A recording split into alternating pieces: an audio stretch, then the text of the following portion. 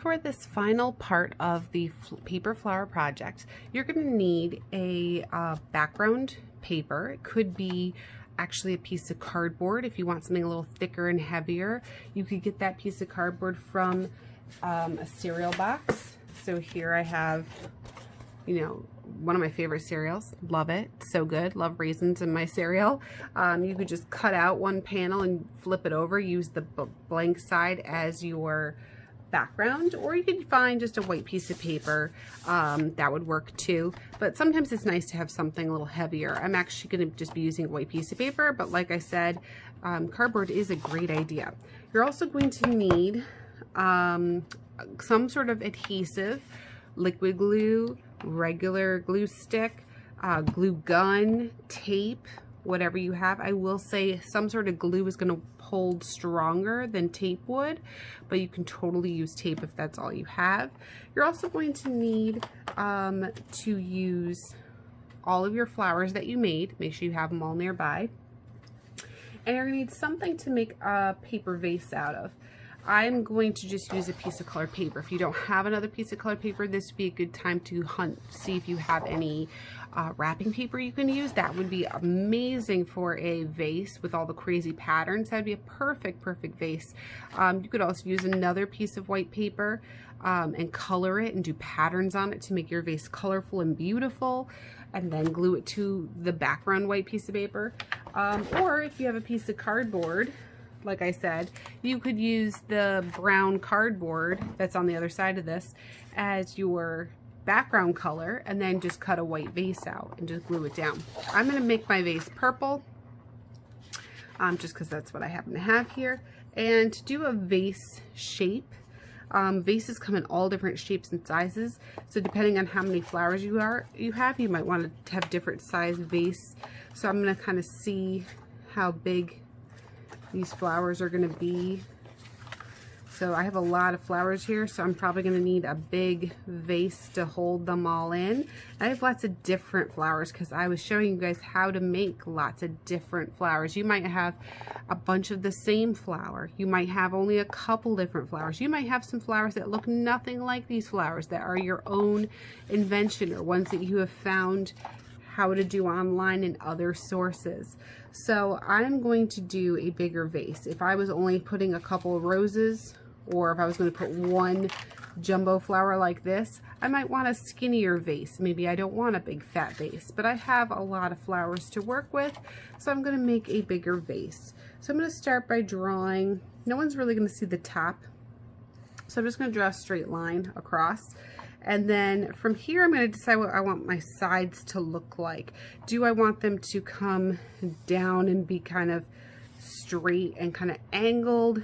Do I want it to kind of be go in and then bulge out and then go back in again, like a typical vase?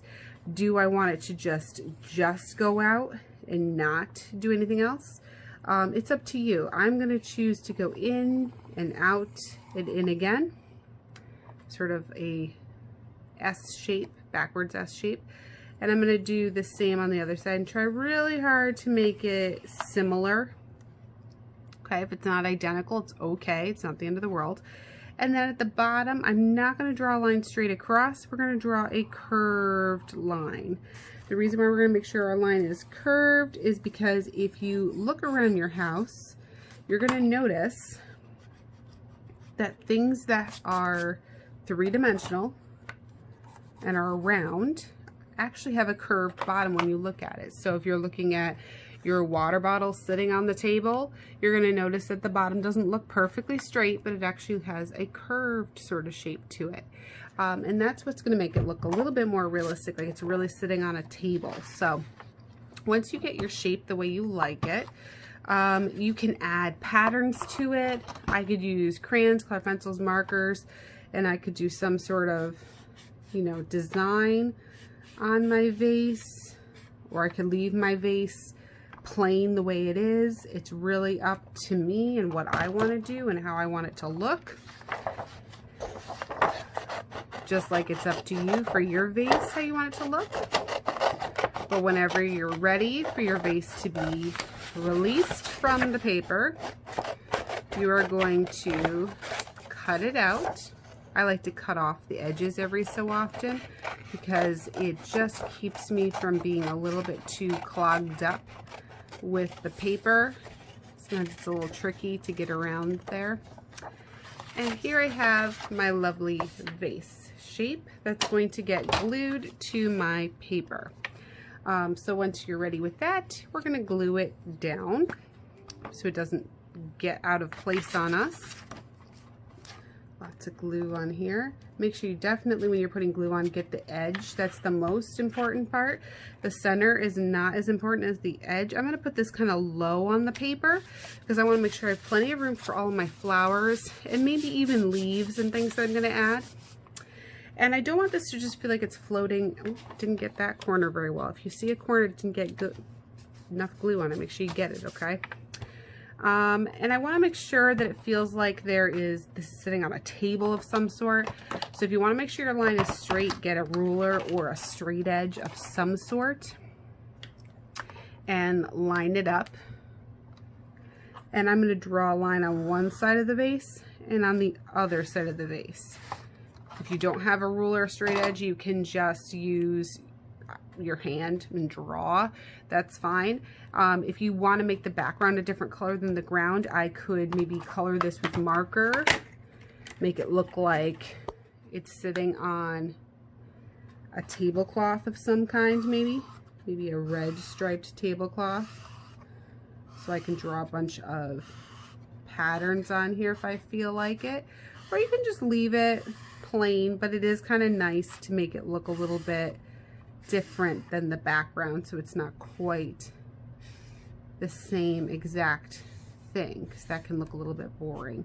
I'm doing this quite quickly. I hope that you guys take your time and do something really pretty and neat instead of this quick job that I just did. But that was the idea that first popped in my head, was a red striped tablecloth. So there we go. And now I'm going to focus on my flowers. So I'm going to decide, where do I want these to go?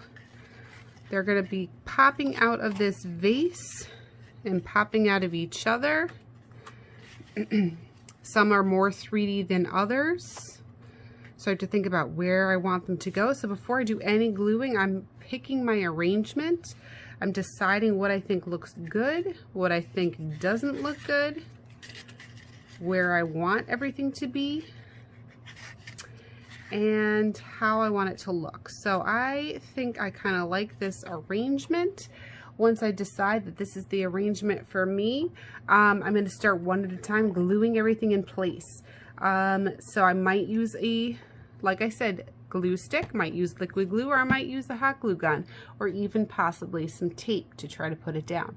If you think that, you know what, I wish that there was some leaves or greenery popping out of this, this would also be a good time to maybe pull out some green paper that you have kicking around, if you happen to have any, or like I said, getting a piece of white paper and drawing some leaf shapes, which are basically just teardrops. See how it's a teardrop, looks like it's pointed at the top, curvy on the bottom. It can be any shape you want, any size you want. And you could cut out some of these leaves and also add a couple leaves to the background as well. So I could take these and cut them out. This is something you could decide as you're going along. You also might need to make some stems. You might make those stems with some pipe cleaners if you are fortunate enough to have those bendy, fuzzy, soft pipe cleaners. You might use sticks, wooden sticks from outside. That might look really cool and three-dimensional, kind of natural. Glue those sticks down. Maybe you will just cut out strips of paper that you color or that you get as colored paper and make some strips for stems. You probably don't need stems if you're in my situation where you have so many flowers that it really fills your vase up to the brim. But if you have only, let's say, one flower or a couple sticking way out high, you might want to make some stems coming out of your vase. I can glue these straight to the white paper before I glue my before or after I glue my flowers down, just like that. Or if I want to make them be a little 3D, just like you've done with other things, take your pencil, make it a little bit curvy on either side, and then glue it down. That way it's a little bit more 3D like the rest of it.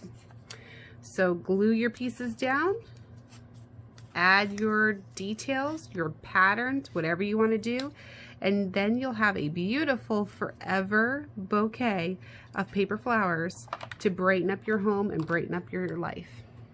Good luck. Can't wait to see them. Happy art making.